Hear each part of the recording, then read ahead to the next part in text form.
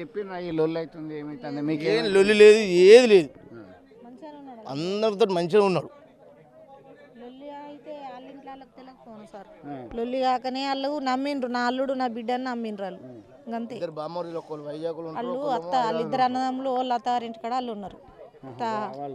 అక్కడ హైదరాబాద్లో జాబ్ చేసుకుంటున్నారు. హైదరాబాద్లో వీళ్ళ అన్నలు అక్కడ ఒకళ్ళేమో వైజాగ్లో ఉంటారు, ఒకళ్ళేమో హైదరాబాద్లో ఉంటారు.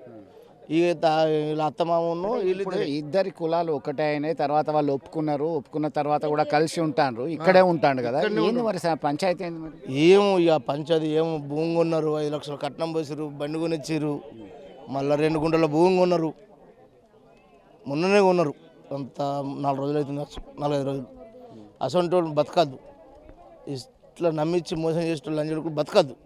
ఆస్తి కొరక లేకుండా ఆయనకి ఏమన్నా ఇతర వివాహేతర సంబంధాలు ఉన్నాయా? ఏం తెలియదు ఇక మనకు.